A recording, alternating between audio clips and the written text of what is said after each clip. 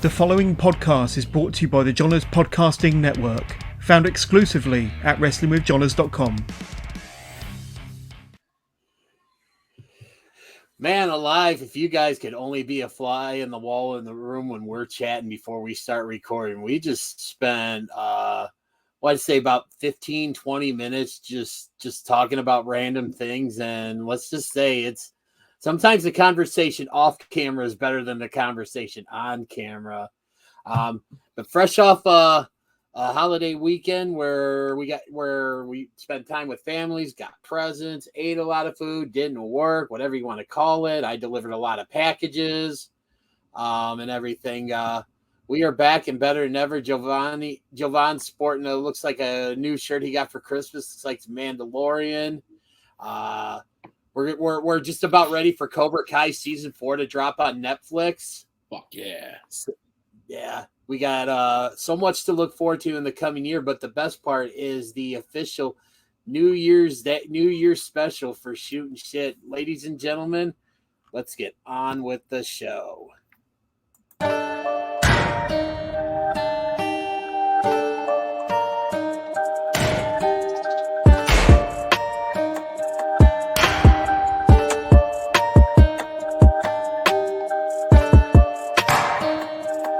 I just gotta have a reason to play the beep every once in a while. So, what is wrong with you? I start piling on the investment money.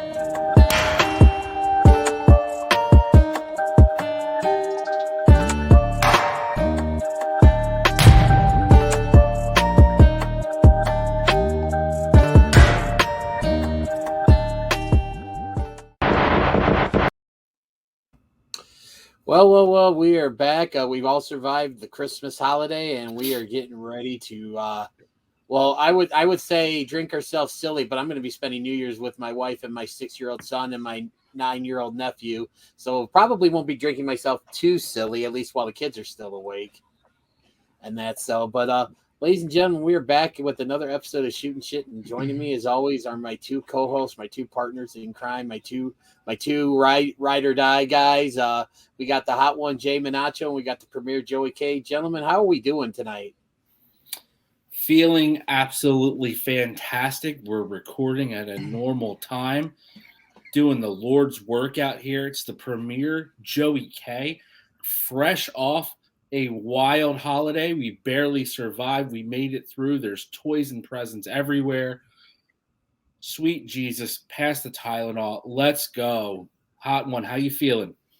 Ladies and gentlemen, it is the holiday season, and to any and every Puerto Rican that listens to this podcast, you guys know this little white bottle is the lifeblood of all the Puerto Ricans during this time of the year. This is Puerto Rican eggnog known as coquito. Listen to the pop right there. We're going to get it started here, pouring it out ever since Christmas Day. That's how we're doing. We are doing rummed up, full with wrestling and good food. So now that we've got all the pleasantries out the way, we have another year, mind you, full of COVID to recap. So let's go. All right. So, yeah, 2021 is just about over, and definitely was an eventful year in the world of pro wrestling, from fans coming back to returns to jumps to Fans other companies again. that we thought we'd never see. What's that? Fans leaving again. Fans leaving again. It's And coming, so, I mean, buddy. Look at day one. Well, I mean, Yeah. I think that's also a mix of COVID and terrible product, but what do I know? The sad thing is you're pretty accurate. You're pretty dead on with that there, Joey K. So again, a lot of things happened during the year. Fans came back to shows. I believe AEW led the charge with their limited capacity seating at date when they were running shows out of Daly's Place. WWE had marked WrestleMania this year as their return to having fans at the shows. We eventually got fans to come back to the Impact Zone, MLW, Ring of Honor, And speaking of Ring of Honor, they're officially on hiatus, but they definitely went out with a bang. And we're probably going to be spending some time talking about Ring of Honor and that. But just some of the things that kind of some of the memories that from 2021 that stuck out. Let's just talk about some moments that happened this year. Just talk about some of the ones we like. And to me, I when we talk about moments of 2021. I think you can't lead off with anything except the return of one CM Punk.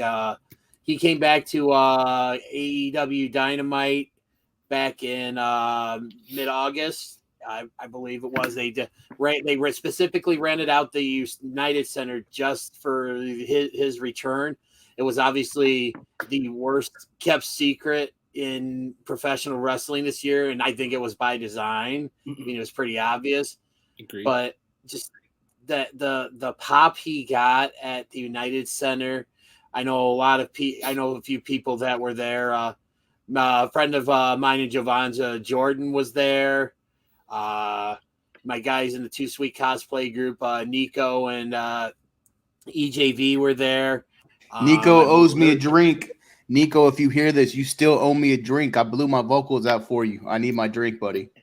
If I see him, I will let him know that and stuff. Oh, he knows. But I mean, just the promo that he cut, and it was just so from the heart, and it would look like he was kind of rediscovered that long lost true love that he had been missing from his life, and he just seemed to be happy, and he seems like he's having fun again. I mean, so many other things to talk about. Joey K, what's something that stuck out for you in terms of a moment for 2021? Man, there's a lot, and you hit one of the big ones, the CM Punk return. 7 years is a long time in the world of professional wrestling. Mm-hmm. And yeah, it might have been the worst kept secret, but damn, it was amazing to watch. They gave him all the time he wanted. He cut one of the all-time great promos, in my opinion, because it was very real and very honest. And we've seen this great return. For me, the saga of Ring of Honor, probably one of my biggest things for 2021, just because since I pretty much am the resident Ring of Honor fan here. I know we all are, but, I've been to plenty of Ring of Honor shows this year. It's super bittersweet to talk about because some of the best live wrestling shows I've been to in a long, long, long time were all this year, and they were all Ring of Honor shows, including Final Battle. That was an absolute perfect ending, perfect closing, end of an era. And it was super cool and I'll mix this together. It was super cool to be back with other fans again, seeing live professional wrestling with other fans who are really into it, really having a great time. That was such a big thing. I've said this in previous shows. I think Ring of Honor, especially talking pandemic, Ring of Honor handled the pandemic in one of the best absolute ways. They didn't cut talent. They did everything they could to stay afloat. They worked a bubble system similar to what like the NBA or NHL was doing. For COVID protocols last season. And, it worked. They gave us fresh new things. I mean, I should say new, but they brought back the Pure title. They gave us a great tournament. Yes. They reintroduced a women's title and gave us a great tournament with that to crown a new women's champ. They brought talent in that was really guys that just deserve a good spot. I mean, they brought back, returning stars. You saw guys like Homicide come back, which is really awesome. But you saw guys who are really like on the rise, especially too, if you're, GCW fan, guys like Tony Deppen, who are just amazing and deserve some, they deserve to be out on your TV and on weekly programming compared to some of the product that we do have out there now. Ring of Honor really, without saying, a farewell here, really produced this year. They had some amazing content, and that was a big highlight for me throughout the year. Yeah. Hot one. What about you? Wipe a tear off right there for the Ring of Honor love. Yeah. I mean, Joey K hit one of my big ones, man. The return of fans. This year I was able to share a day with the Premier and a day with DDJ. You know, it wasn't one night in China, but I think it'll do just fine. I think we had just a great time. Fuck, get that image out of my head, bro. Come on. Yeah, actually, you didn't spend just one. We just didn't get one day with me. You had 2 days with me. I had 2. Yeah. Yeah. I got all out. Yeah. All out weekend. So live events, being able to be with you guys, that was amazing this year. To me, moments that'll stand out are those moments that shock you. Those moments where you're just like, holy crap, what did I just watch? I was very lucky to be in attendance to maybe 2 of the best matches that were put on all year at 2 different shows. But I think for me, the biggest thing for me, and it's just because of my Mark Hart, you know, seeing a big heel turn fully realized in a title change and just the ultimate heel way to win a title when a man's family is in the ring congratulating and celebrating him since he's just become the top babyface of the promotion. He's done everything. He's climbed the mountain. He has become the man. To lose it to an animal, a beast that is Moose when he called his shot in and got the Impact title off of Josh Alexander. That stood out. And then, gentlemen, we're recording this behind the curtain. This is Monday night, the 27th, post-Christmas. I'm going to double down. I love shocking title changes. So, here we go. Cody Rhodes taking out Sammy G, everybody's favorite, going into possibly a new heel Cody. Who knows? I think Cody Rhodes right now is heel Cody, but everybody is too much of a mark to notice. He's getting heel heat without having to necessarily be a heel. So I'm all for it. I love the title change. I love things that shock you, things that piss you off, things that we could debate up, down, left, and right. And that's what 2021 gave us with all the surprise debuts, with all the surprise title changes, you know, all the big things going on in the industry. It truly was a great time to be a fan. Welcome to Shootin' Shit, where you can listen to a hot one go from kissing Moose's ass to Cody's ass in like the span of about 2 seconds. Yeah. Just, I mean, don't forget to cup the balls there. You know, hey, Jesus Christ. That's America's balls you're talking about, sir. Oh, boy. So we have Steve Rogers with America's ass and Cody Rhodes with America's balls. If you say so, I believe it. Okay. One of the other things I kind of want to talk about was, and you guys both, you know, talked about it with, you know, being able to go to shows with live fans and, you know, and that's been the best part. You know, I was fortunate enough to be able to hit up a couple of indie shows earlier in the year with Chicagoland Championship Wrestling, which is run by my very good friend John Bullard, and he's going to be bringing back the promotion in April, hopefully, if everything with, you know, COVID dies down and stuff. And that, you know, I went to a show earlier in the year, and then I went to a show, I think it was like February, or I can't remember exactly when, but then I went to a show in June that was about 2 weeks after I had my knee surgery. And it was just nice to kind of get out and just experience some kind of normalcy. But the big one was obviously, again, which Jovan was there for, was All Out, because that was like the first really big show that I got to go to where it was a full crowd and it felt normal. And not only being with, you know, other wrestling fans, and like I said, a couple of, you know, being able to hang out with Jovan for a couple of days and stuff, but just being able to share the experience of All Out with some friends and some family that had come up from Indiana. And then, you know, most importantly, my wife, who's not a real big wrestling fan, but she supports my love for, you know, pro wrestling. And, you know, most importantly, my 6-year-old son, who finally got to go to his first wrestling show. And what a first wrestling show for him to go to.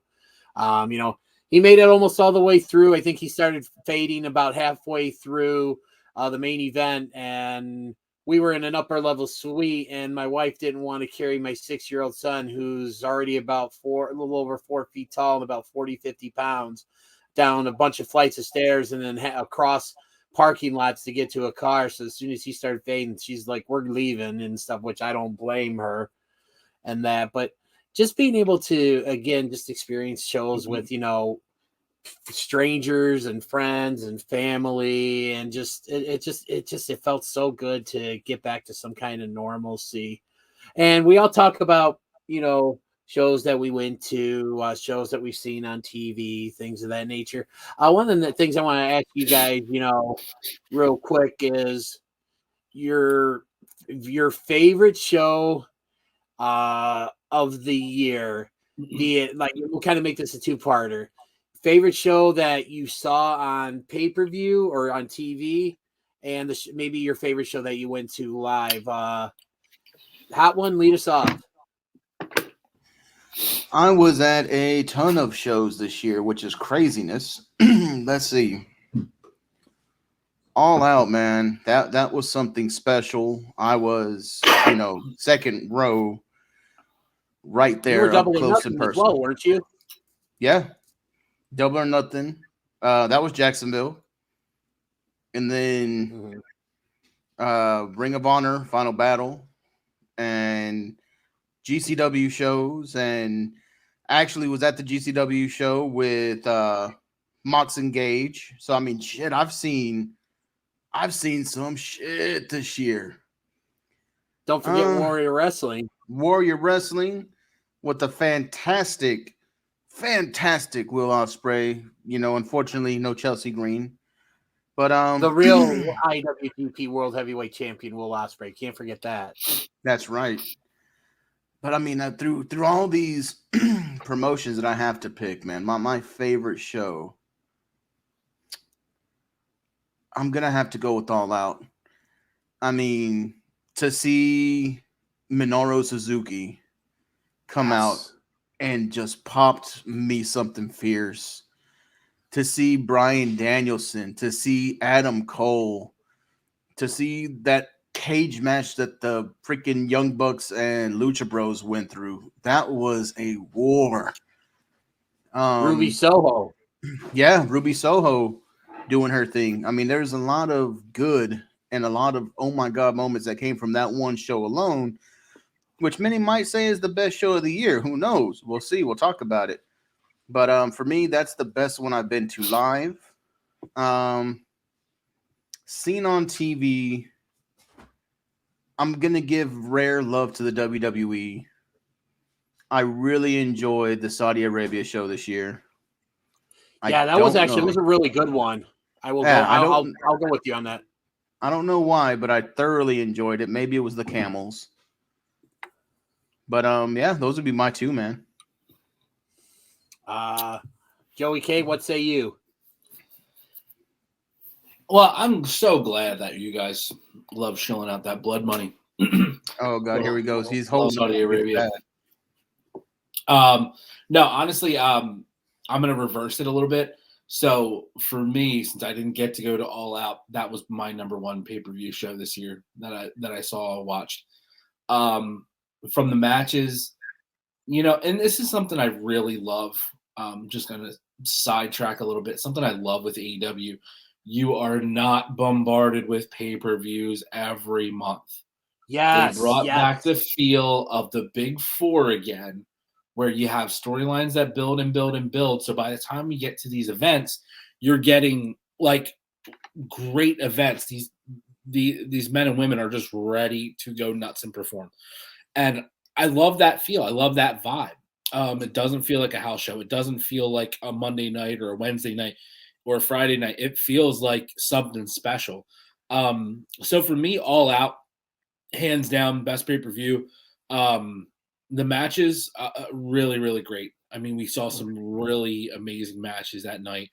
And Giovanna already hit it, like, the debuts and the surprises. We get Punk in-ring return after 7 years. We get the double surprise at the end of not just Adam Cole, but also Bryan Danielson. We get Ruby Soho in AEW finally, which is amazing. We get Suzuki coming out to get this wild pop. Like that was just amazing to me. I love it because, you know, I'm a New Japan fan myself. So that was huge. But, and yeah, the tag team match, the Bucks and the Lucha Bros, that was just a wild, wild match. You know, I loved it. I thought top to bottom, it was a great show. And looking back over the past year, that was the best pay-per-view I watched on TV. For in-ring, you guys probably obviously already know. I'm going to double down on it as well, too. Final Battle for me was probably the number one. Is bittersweet as it was. The vibe in the arena was electric. It was awesome to be there for a part of it. Again, we got a lot of cool surprises, a lot of cool moments. You know, from the Shane Taylor Kenny King match, which was just a wild, wild, crazy match, to OGK versus the Briscoes for the Ring of Honor tag team titles. FTR surprising and coming out the very end, you know, post match and having a great brawl.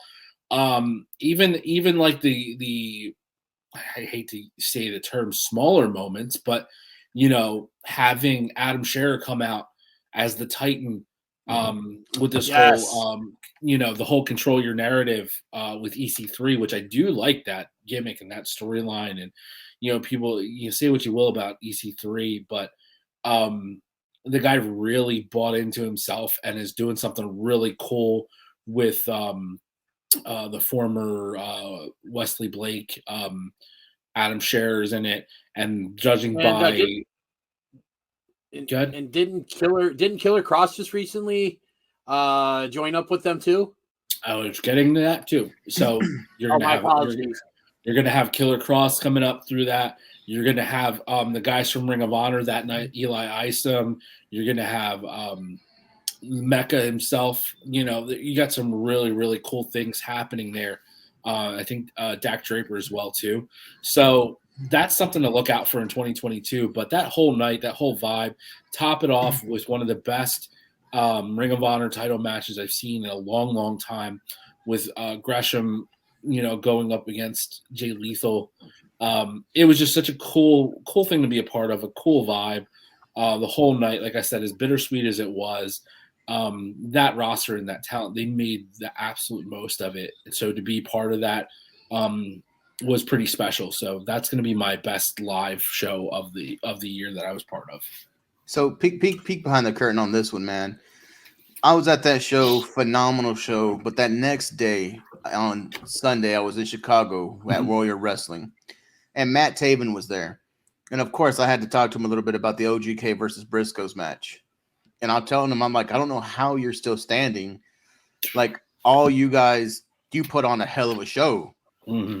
And Taven just laughed, and he said there was some kind of feeling there. He goes, he was like, everybody was juiced. We were all pumped to be out there. He's like, I can't tell you how many drivers I took, but, you know, he's like, they pounded me to the mat.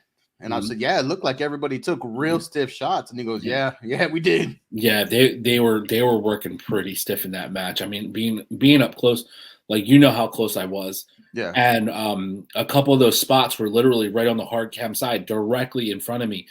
And when I tell you, there was a spot when Taven came to the outside of the ring, I thought he blew his knee out. I mean, he was going so hard and fast, and the way he hit the floor right in front of me and rolled into the barricade, I legit just looked at him and I was like, holy shit, did he just blow his knee out? Like, that was pretty brutal, just because they were just going that hard. Yep. You know, I agree. And the fact that he showed up at Warrior the next day, I mean, legend. Yeah, absolutely. Yeah. I mean, he's probably smelled like $1 million, but like, Jesus Christ, I mean, he had to be a little beat up. He wasn't as bad as some of the IWC fans that show up to some of these shows. I'll tell you that right now. Best smelling wrestler of 2021, Matt Taven. Matt Taven. There you go. That's the first award, gimmick award from the Premier. The Premier's best smelling wrestler of the year. Not even a fucking work. That's a straight shoot, 100% hands down. There was no other competition. He's in a class all his own. There you go. There you have it, our first award. Jovan and I will each be giving out an award sometime throughout the show here as well, too. For me, I'm gonna flip flop what Joey K had to say. The best show I went to live was All Out 2021 again, just for the fact that it was like the first real show I'd been to since the pandemic started, where it was a full arena. Over 10,000 people were there. Being able to share with my friends and my family, but just like you both have said, just a lot of great matches. I mean, you had that really banger of an opener with Miro and Eddie Kingston going through, obviously Punk and Darby Allin. MJF and Jericho was really good, had an old school feel with the dusty finish and everything, which I loved. I was in tears. That was a great one. The steel cage match, which literally just, I think, was so good. It drained the crowd because everybody was so tired after that. And again, I always like referencing that match because it took my my cousin Jerry, who'd come up from he lives in Evansville, Indiana, and he come up with his daughter and then his brother to see the show, and he went from sounding like a good old Southern Indiana country boy to sounding like freaking flying Brian Pillman because he lost his voice during that match. But just that, you had the casino battle royal with the women that featured the debut of Ruby Soho, and then just that excellent main event between Kenny Omega and Christian Cage. Just taking away the surprise. Just those two had two really good matches this year. And I mean, both are really good. But yeah, obviously factoring into the surprises with Danielson and Cole and Minoru Suzuki coming out after Mox versus, oh God. Come on now. Kojima. Thank you. Apologies to Satoshi Kojima.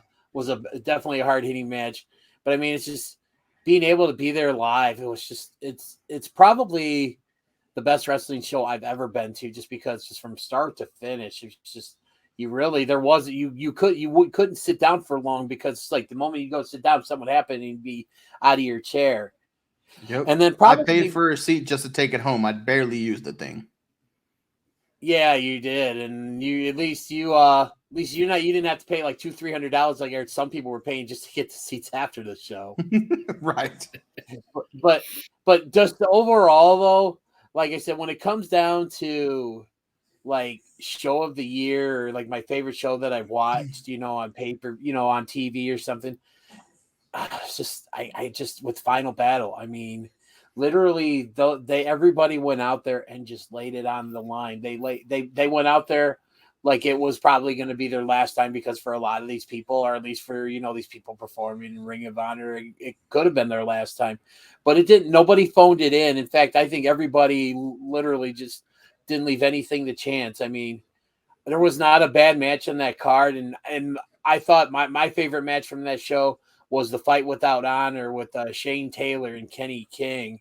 And, yes. It wasn't captured on TV, but Joey K, Twitter stock rose that night when he posted that really cool picture with all the African-American wrestlers in the ring after that match, which was a really cool moment that unfortunately got cut off for those of us watching on TV, because I believe that's where the CM Punk promo had come in, which again, was cool for, Tony Khan to, allow the the guys that he has under contract to, do some videos, talking about their time in Ring of Honor. You had CM Punk, you had Bryan Danielson, you had Adam Cole, and then lending out Jay Lethal for the show because, the stuff that came up with Bandito. But I mean, it's just that, and we all talked about on our, on a recent episode of the show, which you can, all our old episodes you can check out on YouTube or wherever you get your podcast from. But we all talked about, is Ring of Honor truly done? And with the fact that these titles are going to be being defended, in different promotions, it was just recently announced that Jonathan Gresham's defending the Ring of Honor title against Chris Sabin at Hard to Kill.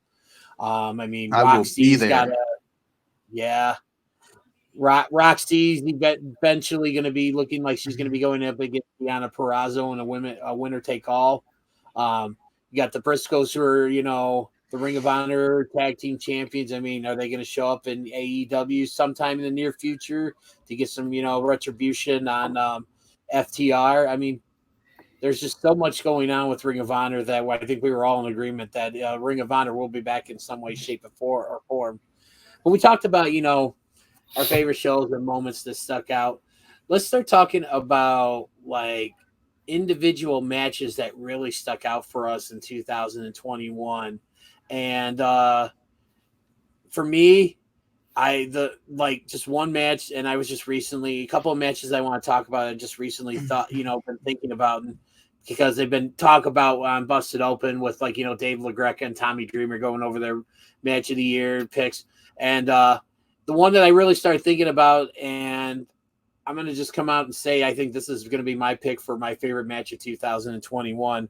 And I got to talk to the man who won the match about it at Warrior Wrestling. I think Jovan was there with me when I was talking about it.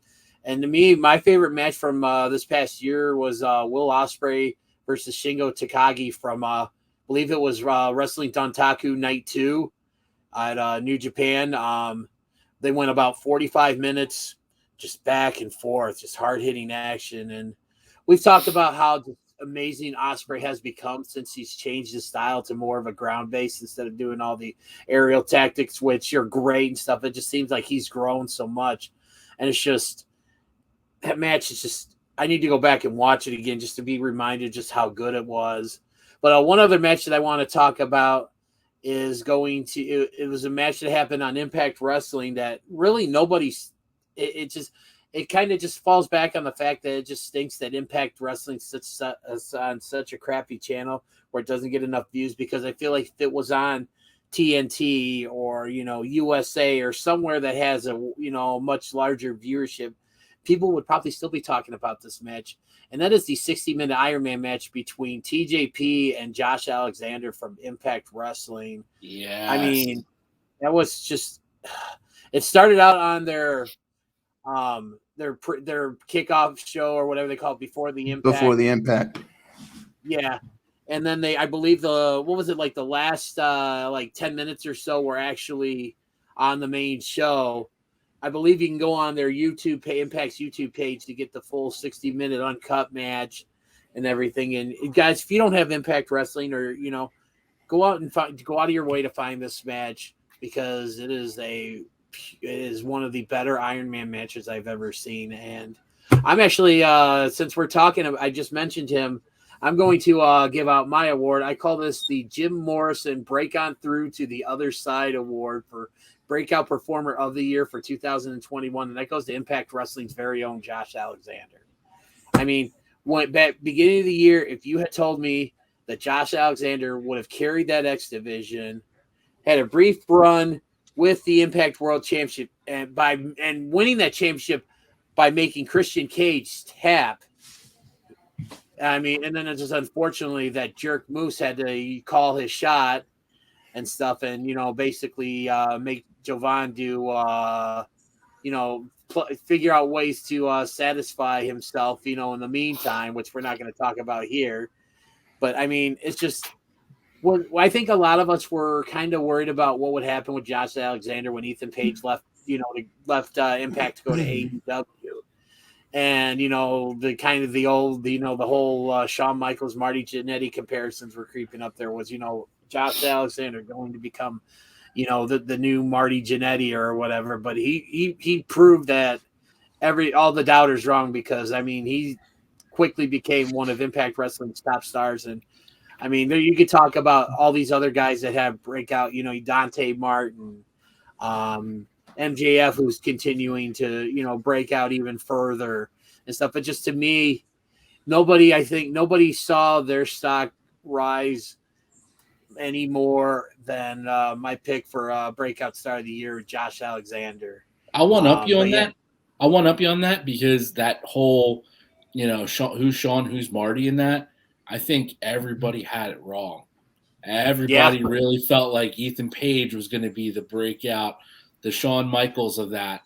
And he absolutely has the ability to, but he got buried in AEW's mid-card somewhere in there, and he's just a non-factor on their television. He's a non-factor anywhere. I mean, he's doing segments with Dan Lambert, for Christ's sake. So, and then meanwhile, the flip of that is where a lot of people felt like, oh, wow, Alexander might flounder a little bit. He's going to be the Marty of this. And this guy has pulled off and had some amazing matches. He's built himself into a real star, a single star, a real single star, because the North was amazing. If you didn't watch Impact to watch the North, I don't know what the hell you're doing. But he built himself into an absolute single star, and he's great. He's done nothing but impress me in his run this year. I mean, and I think I speak for all of us. He's probably impressed every single one of us here. I mean, I know DJ, you're giving him your award this year. Javon, like, I mean, you agree with me on that? Dude, easily. You look at certain guys kind of have that stigma that they're tag team specialists, right? You look at FTR, those are tag team specialists. You look at, Marty Jannetty and Shawn Michaels, they were like, okay, tag team, they're great, but when they split, there's obviously a power couple. There's someone in that couple that's going to just really break off. Same thing could be said with the Street Profits. We all know that when they eventually break up, Montez Ford is going to the moon. He has it. To the moon. But that's what we thought about Ethan Page. Correct. We thought Page was the charismatic one in the group. He was the one who had, he was the equivalent of the 5-tool player. This guy can do it all. He's got the look. He's got the voice. He's got the promos. He just needs to do it all by himself. And when push came to shove, he couldn't do it by himself. He needed that second person. No, I don't think it's not that he can't do it by himself. I don't think he's given the opportunity, in my opinion. Y'all think he's waiting for a time to break off. So him and Scorpio Sky break up, he might have something. He's not waiting. That's it. Let's call it what it is. This is a business. He's not waiting. He's putting the spots where he's at. He's given direction. He's given, what they want of him. It's not his opportunity to go out there and just say, I'm going to go out here and do this, because honestly, the guy is absolute money. And I don't think any of us will deny how talented Ethan Page is, because he is. But I just don't feel that he's been given the opportunity. He's been given a spot to shine in. They pretty much brought in somebody who's has all the tools to be a single star, and they put him right back into a tag team again, and a tag team that they don't even feature. That's a bigger problem to me than anything. If him and Sky got to feature, and they could be one of the best tag teams in AEW, hands down. Well, Sky's a hell of a performer solo. Exactly. I mean, you have two individuals who can be amazing in tag teams, and can be individual breakout stars, but they're not getting anything. I mean, if you have them sitting up in the nosebleeds with Dan Lambert while he screams over people telling him he's a fat ass for 5 minutes, I mean, where's that featuring you? I mean, it's not. It sucks for him. So props to Impact for saying, hey, we're going to give Josh the spotlight. He wants to run it. Let him take the ball and run with it. And he has. How much more lovable did he become after finally winning the title and dropping it moments later to Moose? So good. I'll drink to that. That's some classic sympathetic babyface shit right there. I mean, the guy, he climbs to the top of the mountain. He touches the title. He has it in his hands, and he gets it essentially, stolen away from him. And now he's back to square one.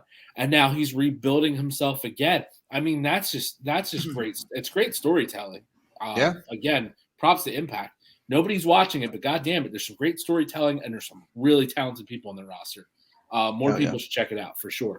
But watch Impact. I mean, I think that's probably the best breakout star this year. I can't even think of anyone else who's had a better year. No one's captivated like Josh Alexander has. Yeah. So what about you guys? What about your favorite matches from 2021? Hot one. Go ahead and take it. I don't want to steal your thunder. Oh, man. Well, I know I'm going to pick one that you're going to pick.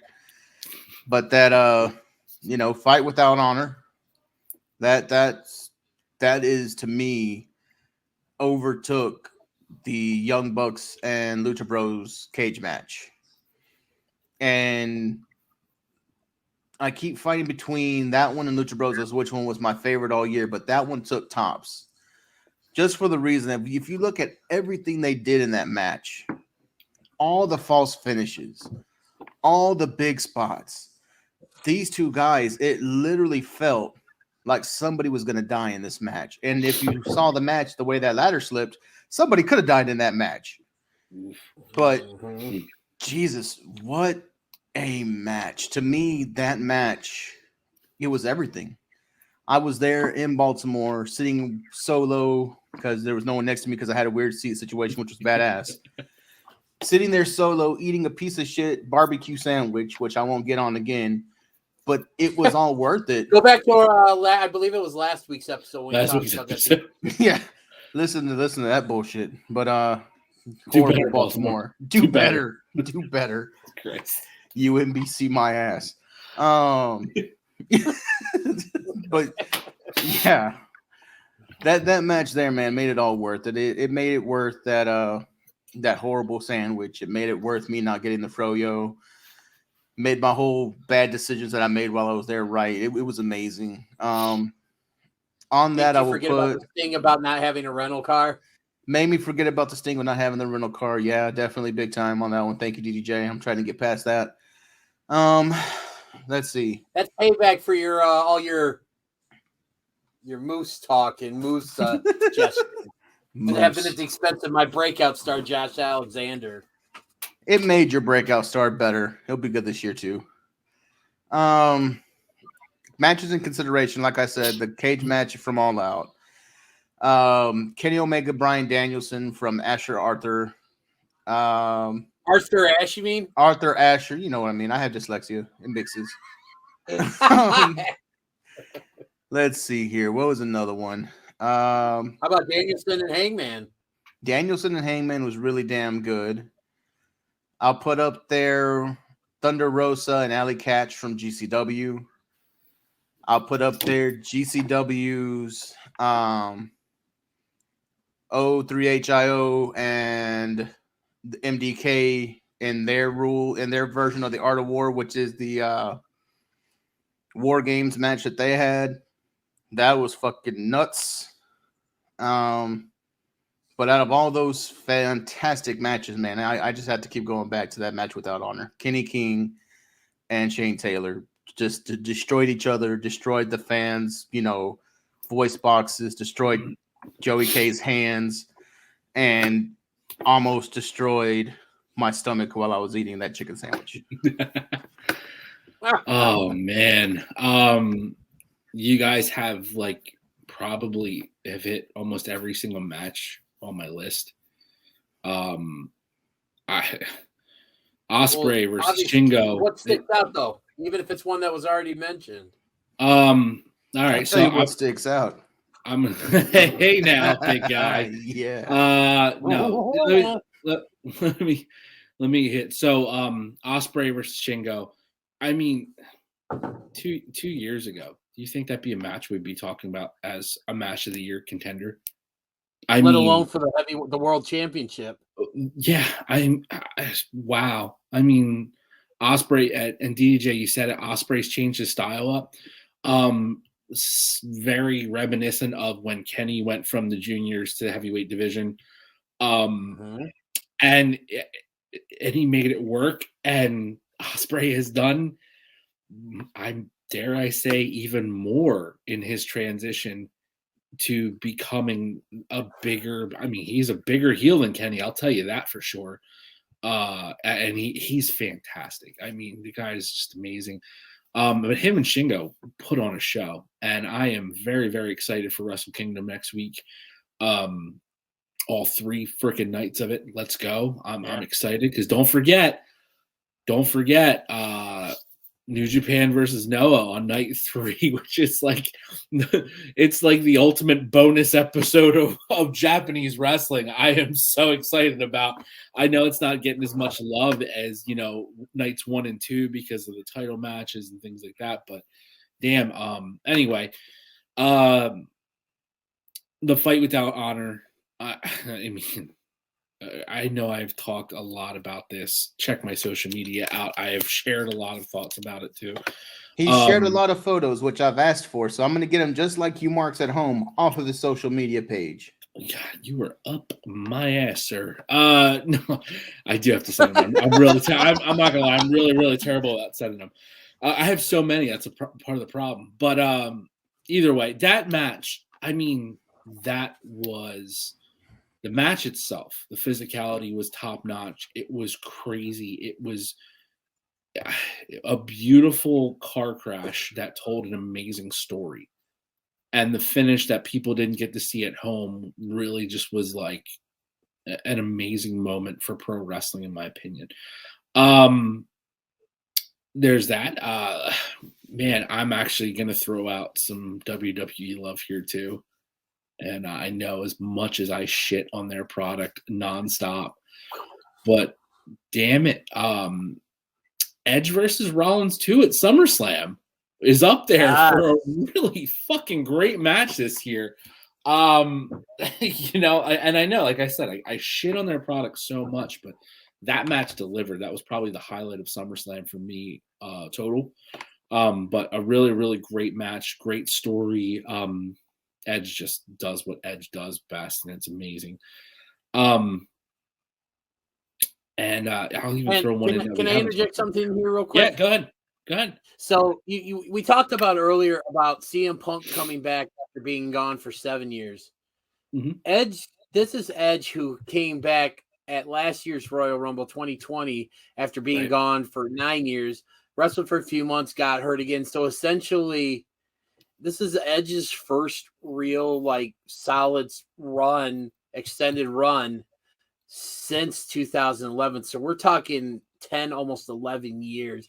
And to be able to still go out there, probably looking better than ever in terms of his conditioning, and to have that match against Rollins at SummerSlam, then the rematch at Madison Square Garden, then the final blow off at the Crown Jewel, it's just absolutely just speaks to how awesome Edge is. I had to throw that out there. Sorry, Joey K. Continue on. No, I agree. I mean, he came back in this whole like old man Logan type character, which is just super awesome because it really fits for him. Great movie, by the way. Yeah. And just geez, better comic books.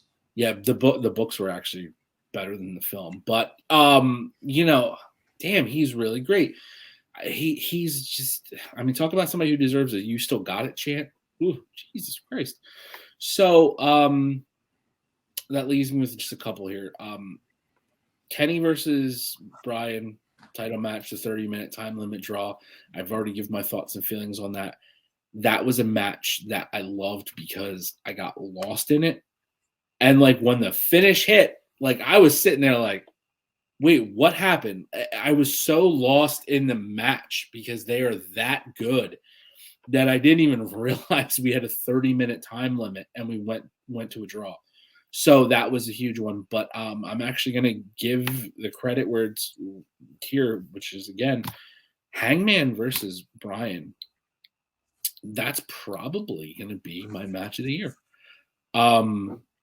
Wow, okay. Just for two reasons. Number one, watching Bryan Danielson be the Bryan Danielson I've waited for since the early 2000s, it's all worth it.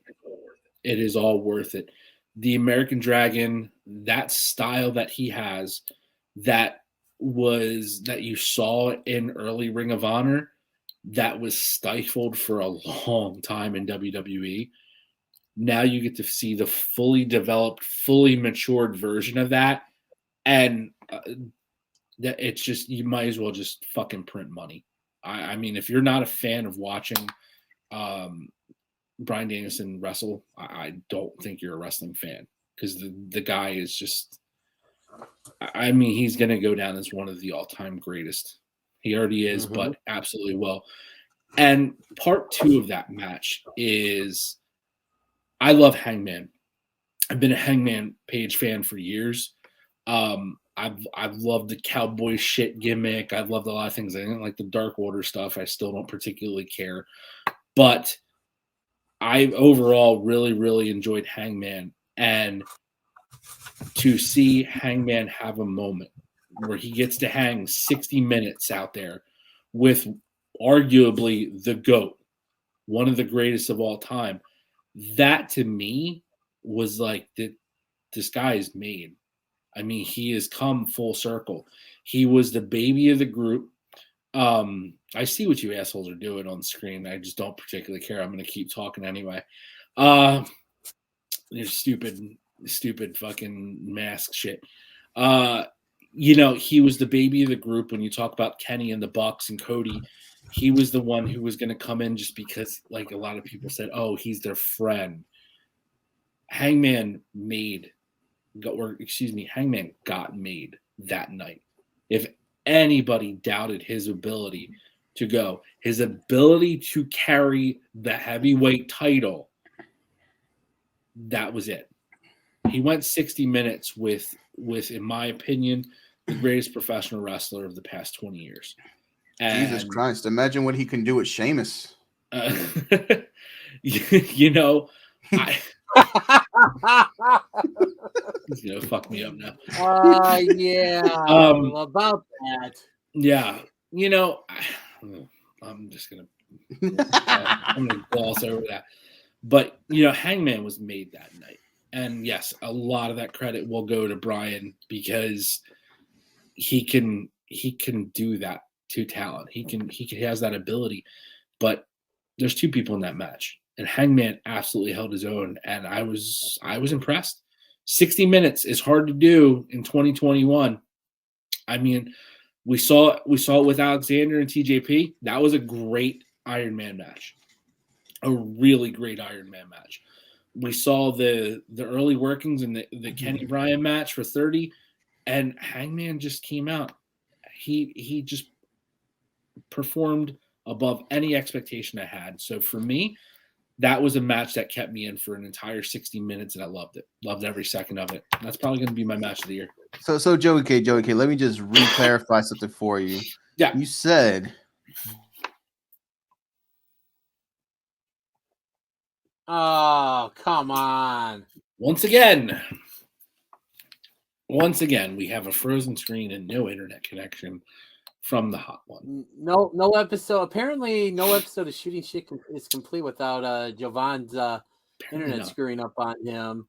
But one of the things, and Jovan kind of made the little comment about Sheamus, but just think about what that 18-second match kind of laid the groundwork for Danielson during his time in the WWE. Because if you remember, the next night on Monday Night Raw after that match, that's when the yes chants really first started, 100%. Yeah.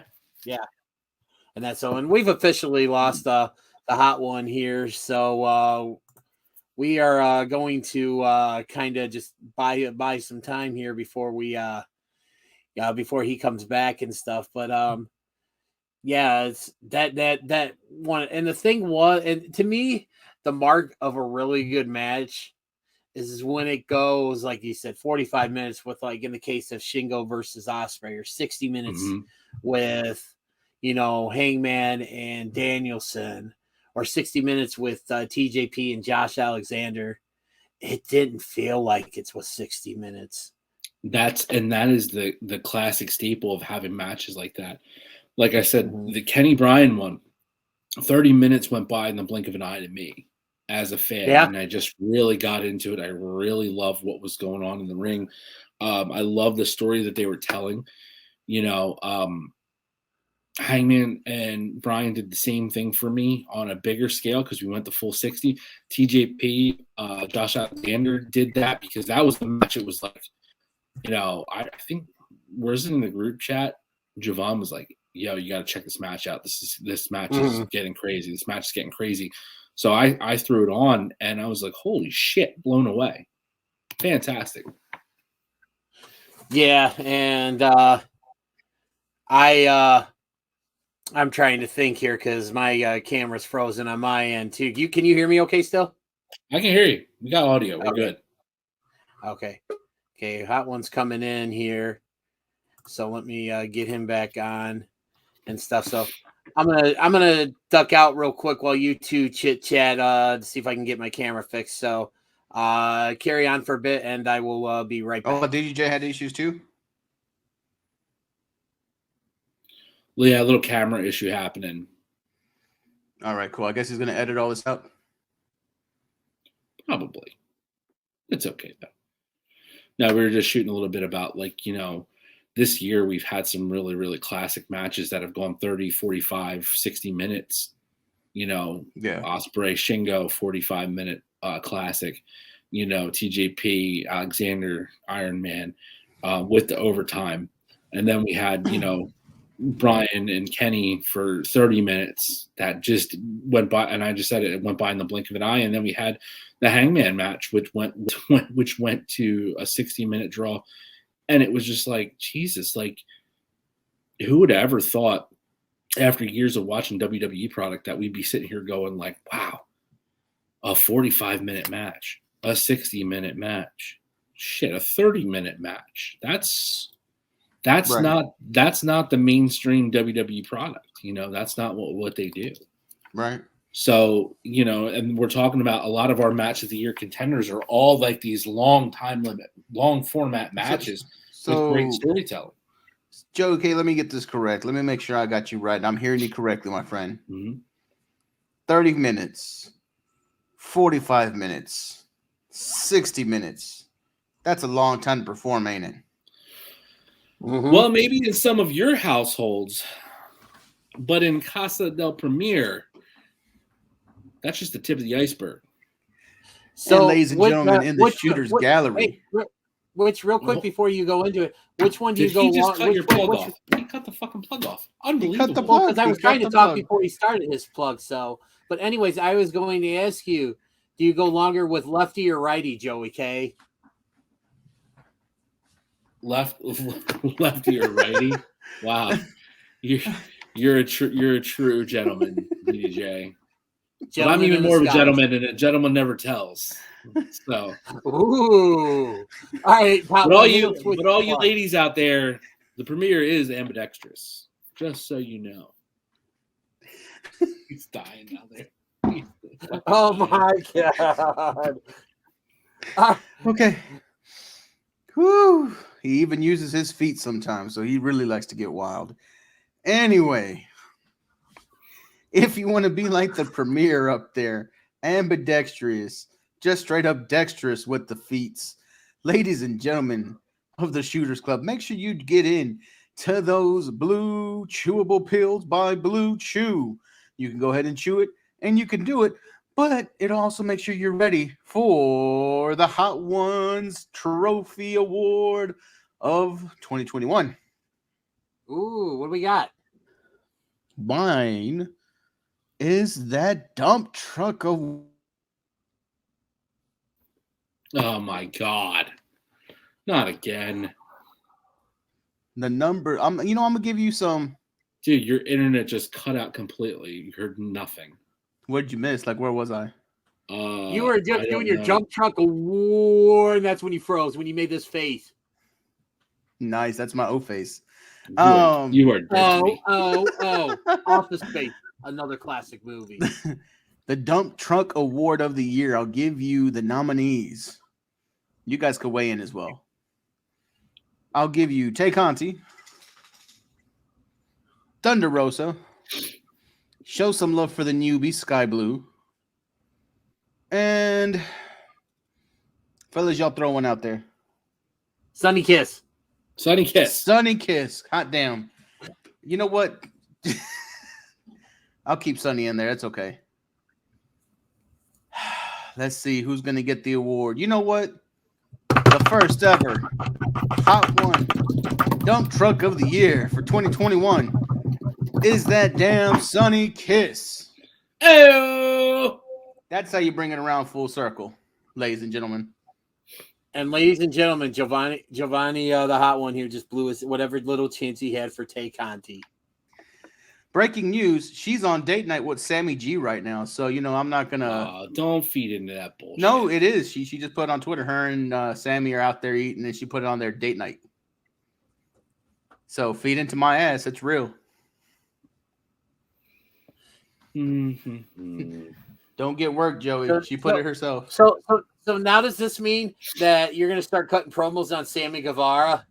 Sammy G, you think you had it hard last weekend when you got not one, not two, but 3 crossroads in a row to lay you flat?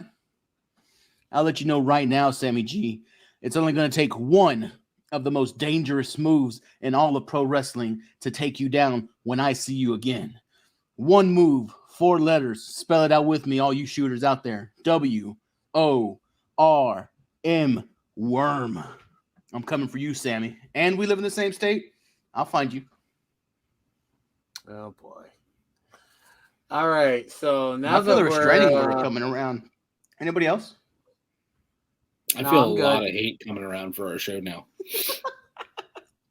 Yeah, whatever few fans we had left, we may have just lost them. So, but we're going to keep doing it because we love doing this show. So, the year-end episode 18 where we jumped the shark.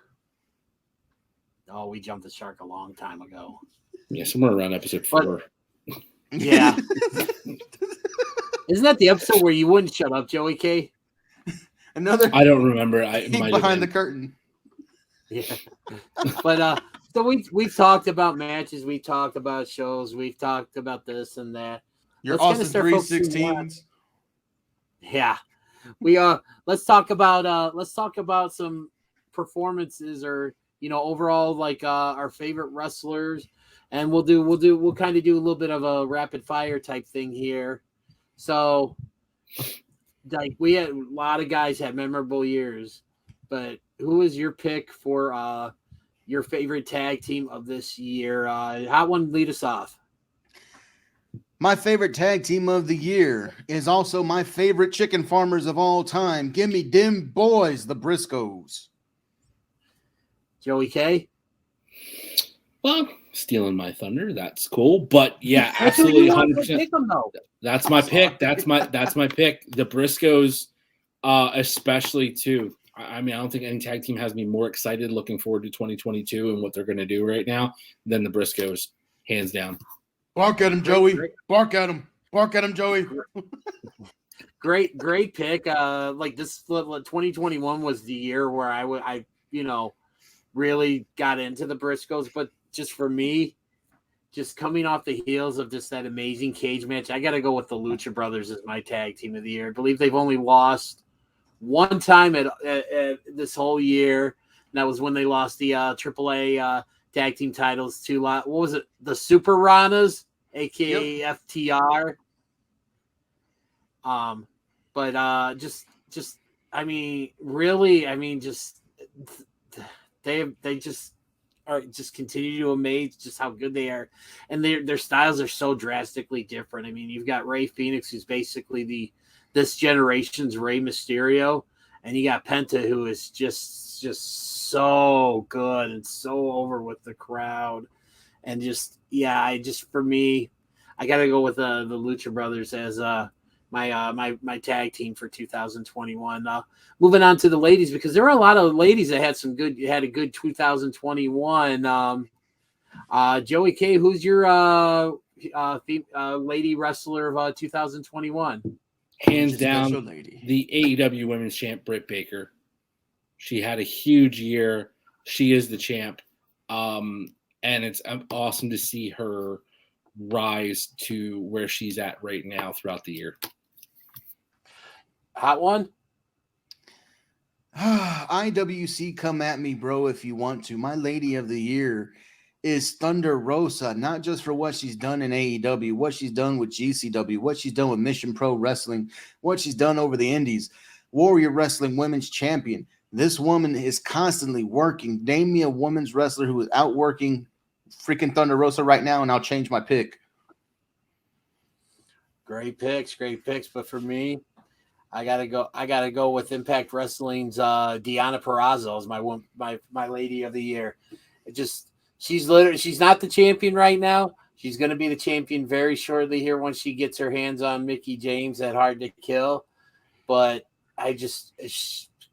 week in, week out, great match. She's also did some work with the NWA. She made an appearance at Final Battle. She's got that impending winner take all match with Roxy. I mean, just for me, I got to go with Deonna Purrazzo as my female lady wrestler of the year. And let's move on to the men. I'm gonna start this one off. I've gone back and forth. Start us off with the men. I'm gonna start you off with the men. This one was probably like the toughest for me to decide on because I have two that I really think you could say either one, and I would personally be fine with it. But just for me, I got to go with Kenny Omega because he was the AEW champion for the majority of the year up until Full Gear, but he was, you know, he had the match with Danielson. He had the exploding barbed wire death match. I mean, or whatever you want. It ended up being just with, you know, what happened at the end of that. But he still went in and did that match with Mox. He had the two matches against Christian Cage. He had a really good match with Jungle Boy on an episode of Dynamite. I mean, it's just let's not also forget. At one point, he was the AEW World Heavyweight Champion. He was the Impact World Champion. He was the AAA Mega Champion. I mean, he was the belt collector and stuff. And I mean, he may, you know, and stuff. And it's just, to me, I just, in finding out, like, after he lost to Hangman, that he was working most of the year, like, banged up with a really bad shoulder and all these different injuries, that he's finally now taking time off to get himself fixed up, and the sheer fact that he probably could have taken the time off earlier, but he wanted to stick around just so that the story with Hangman would see its conclusion. That really hit home with me, just because it just shows how dedicated he is to this business and how dedicated how much he wants to see AEW succeed, and and he wants see Hangman get his just due and stuff. But I mean, the other guy that I was thinking about, I mean, and again, so if one of you guys said this guy, I'd be okay with it. And I mean, I'll be okay with whoever you guys say, just as long as Javon doesn't say Moose, because then we all know he's just being a mark. Hey. But no, for me, the other guy that I was considering with this is Roman Reigns. I mean, he's been Universal Champion basically since since Payback of last year, which was like a week after SummerSlam. He had, the amazing triple threat match at WrestleMania with Edge and Daniel Bryan. He's had a couple really good matches. He's had the match with Brock Lesnar. He's actually getting ready to wrestle Brock Lesnar on New Year's Day. He had a really good match with the Demon Finn Balor. I mean, he's literally everybody that they put up against him, he's taken down, and it's just, I mean, he had that amazing match with Kevin Owens at the Royal Rumble earlier this year. I mean, it's just, again, but I mean, I can't overlook everything that Kenny Omega's done and just the variety of matches he's been in. That's why he's my male wrestler of the year for 2021. Joey K, what say you? My runner-up, Jonathan Gresham, the defending Ring of Honor champion, former Pure champion this year, had an amazing 2021, and he is going to have an even bigger and better 2022. He is my runner-up because I do have to say the number one on my list, Bryan Danielson. What Bryan Danielson has done since Labor Day weekend is no doubt one of the greatest weekly performances of the 5-month run. He's put in some of the most amazing matches I've seen in years. There's nothing I could say bad about it. He's my absolute performer of the year. But like I said, runner-up, Jonathan Gresham. That's my 1 and 2. Beautiful. Hot one. My number 2 is also going to be somebody that I hold near and dear to my heart. And you guys could suck eggs. My number 2 is going to be Moose. Damn it, Moose. The man made himself a star this year. Hey, I got another award I want to hand out. We're going to call us the Skidmark Award winner. It goes to our very, very own hot one, Jay Minacho. Thanks. I'd like to thank my mom. I'd like to thank my mom. I'd like to thank my dad. I'd like to thank all the underwears that I've had to throw away over the years for all the skid marks on those. I've been a mark, ladies and gentlemen, all my life, and I'll continue to be a mark. God dang it, Moose. Okay, so back to it. Number 2 is Moose because of the star performance he put on in that multi-man tag match with the Good Brothers and Kenny Omega versus Team Impact. Moose made himself there. He continued to grow out throughout the year. He finally got the title towards the latter part of the year. You look at the man that he used to be to the man he is now, with the change in diet and the change of focus, he looks like an absolute killer right now. For those reasons, Moose, you're my number 2. But my number one. Number 1 in my heart, yes. But my number 1 has to be the god of pro wrestling, the real god of pro wrestling, the belt collector, hailing from North Carolina, the one and only cleaner, Kenny Omega, who also is, wait for it, because DDJ listed all the great matches, all the great accomplishments. The fact that he's been working injured, the fact that he's had vertigo, it's been very dangerous for him to be in the ring, but he still pushed it to make sure that he was in the big spots when he needed to be.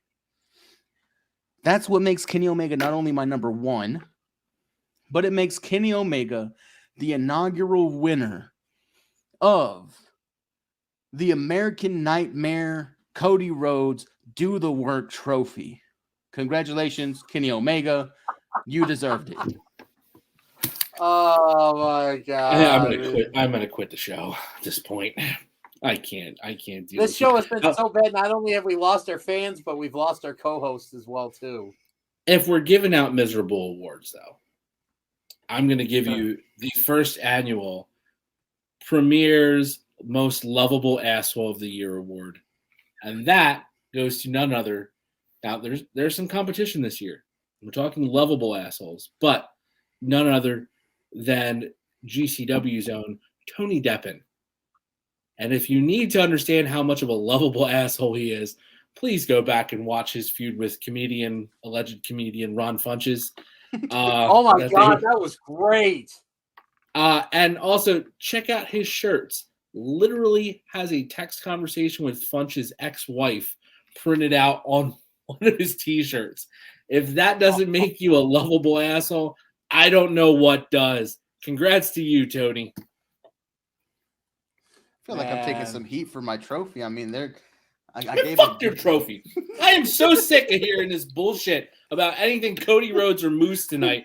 I'm gonna fucking throw this fucking laptop out the window. I swear to God. They didn't win any awards from me. I just named one award after Cody Rhodes because he does the work. Kenny Omega did the work. Come on, if it's... I mean, because you're the fucking throat goat over there for Cody doesn't mean, like, we have to have awards named after him now. Hey, Premier. Damn. Yeah. Premier, you know what? Throughout this whole show, I didn't want to say anything because I didn't want to be a distraction, but I heard this sound that sounded like throughout the whole show that was just... Oh, wait a minute. That was just Jovan kissing Cody's and Moose's and all these asses. Just sucking assholes like he's just, taking a bong hit. Just getting in there. Oh, my God. Yeah. If you're going to do it, you better do it right and do the work. Oh, you fucker. So one more thing before we get out of here and call it a night. So we've basically spent the last hour and almost 15 minutes recapping the year that was 2021. But something I want to ask you, gentlemen, this is something that Jovan and I did when we did our year-end review on the Junkyard. And that was making a bold prediction for the upcoming year. So in this case, one bold prediction for 2022. Jovan, what do you got? The man known as Kazuchika Okada will be in AEW. Motherfucker, you stole mine. Yes. That's fantastic. Joey K, what do you got? Hot prediction for 2022. We are going to finally see the Elite versus the Bullet Club in AEW. Ooh. It's been sleeping on it for a little while because there's a lot of other moving parts happening in AEW, but it's coming. It's coming. And when we see the gorillas out there, we see Jay White just run NWO style over AEW. Yeah, it's coming. I could see that Well, being a united force. Like if that happens, because I see we're headed right now towards an elite civil war with the Super Click and the new era of AEW. Yep. That's the kind of thing that can unite the forces. Poor Roddy. Poor Roddy. Poor Roddy. He's going to lose his title and it's going to be dissolved, and then he's just going to wonder what he's doing in his diamond mind. So thankfully, I had a backup in place just in case. I didn't think that my prediction was going to get stolen, but Javon, you did just that. We're always on the same page. One of us is always stealing from each other. Pretty much. And we don't discuss beforehand. No, actually, full disclosure. We never actually talk about any topics. I mean, we review the topics, but we never give what our opinions or answers are until we're actually recording live. And it's hilarious how many times that we all fight and argue that somebody stole my pick, you stole my answer. Every episode we have it. Yep. Yeah. But luckily, I have a backup, and it's going to stay in the world of AEW. At some point during 2022, MJF will win the AEW World Heavyweight Championship. Woohoo! Hot take. That's a real hot take. Mm-hmm. And kind of a little bit of a play off your Okada coming to AEW. We will see another Okada versus Omega match, this time in AEW. That'd be nice. Has to happen. Has to. Yeah. So, but does anybody else think that MJF is just a hair, and I mean a hair above mid right now?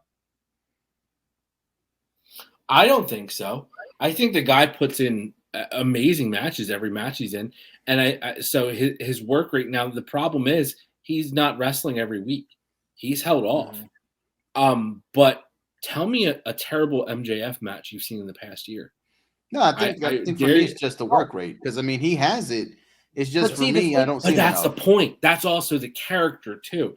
You don't have to be. I was going to say he doesn't need to wrestle every week because of who he is. He doesn't need to, because him not wrestling every week makes the times when he actually does wrestle mean that much more. And since we're kind of talking a little bit here about MJF before we call it a night, how good was he in that 6-man that was just on Impact with MJFTR versus Sting, Darby, and Punk? Like he literally perfect exactly. Heel. Like anytime Punk was in the ring, he got out. That's what makes him an absolute breakout star. You mentioned it. He was on your list for breakout stars this year. He can be all the great things about Flair and talk and all that shit, but he doesn't have to go 60 minutes every night with, Jim Davis Johnson from fucking Butte, Montana, whatever fucking territory he is on a Wednesday night. He doesn't have to put that work in or anything, He can go in there. His matches are must see because you want to see the person who's really going to give it to him and shut him the fuck up for once. But then let him come out and do what he does best. He gets on the microphone.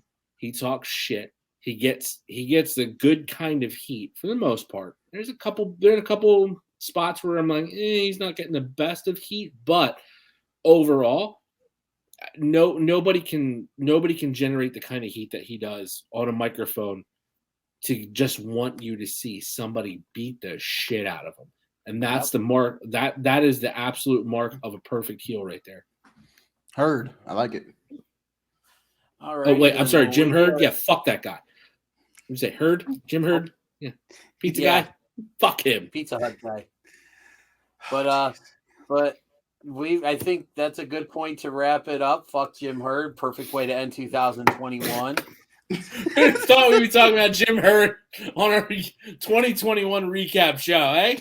Never know what you're gonna get. I'll tell you what. If I had a DeLorean, I would go back in time about maybe 2 hours ago, and place a bet on that. And basically, like I guarantee by the end of the show, someone's gonna mention Jim Herd and you guys be like, no, you're a fucking idiot. I'll be like, all right, you want to bet $1,000? Like, oh yeah, it's easy money. And I would have you guys would each be owing me $1,000 if I can go back in time.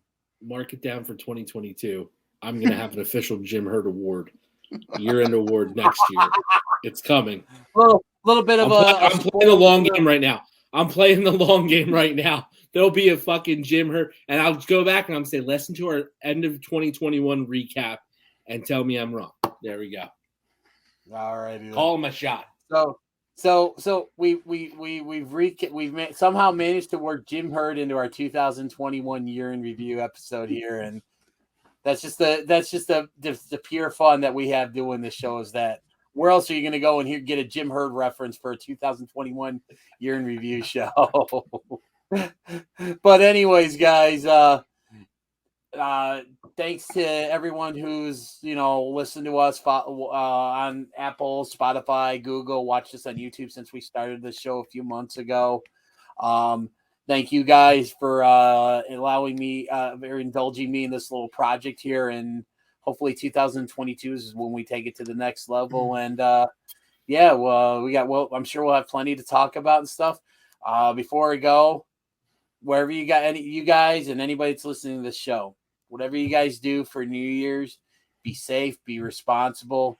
If you're drinking, make sure you have a designated driver, take an Uber, crash at your friend's place, get a hotel room, whatever, but just don't do anything stupid, because we don't want to start out 2022 with losing someone in an unnecessary manner. So just be safe out there and have fun and stuff. But ladies and gentlemen, Hold on.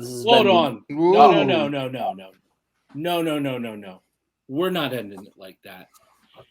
One last time for the year of 2021. This is your A1 since motherfucking day one. The Pacific Island Playboy, the premier Joey K, telling you this. It has been a fantastic fucking year for the Shootin' Shit boys. It's been a fantastic year for professional wrestling. I don't give a shit what you like. You like WWE and those turds that they produce every fucking week? Awesome. Enjoy it. You love Ring of Honor and sad it's going away for a while? Fucking join the club. If you love AEW and you're marking out to see who's coming through the fucking curtain next, keep going. Keep enjoying it. IWC, take a fucking shower. That's my goal for 2022. Other than that, the Premier wants to tell you this. We absolutely love every single person who has listened to us this year. We love every single one of you who's taking the time to either watch us on YouTube, listen to us on Apple or Spotify or wherever you get your podcast from. We do really appreciate you. We care about you. What DDJ said, absolutely, we 100% all agree with. Please be safe. You're going to be out there celebrating this year for New Year's. Do it in a safe, responsible way, because we want you all back again. And buy a fucking T-shirt for once, okay? We're going to put that out there too. But seriously, be safe. Enjoy. Have a great, fantastic, wonderful New Year. And we'll see you again in 2022. Bigger, badder, much more hot takes, ready to fuck shit up just the way we do. And you know what? I don't need any Blue Chew for that, baby, because I'm going all fucking night long, baby. That's how we do it here. Hot one, take it home. I'm just going to finish the way I started this damn show. Let's go, Cody Rhodes. Fuck all of y'all. Happy New Year. Let's roll. Fuck. By the way, link for our Teespring store will be in the episode description. So click on the link and buy a shirt. I had to get his plug in. So, ladies and gentlemen, this has been Shootin' Shit.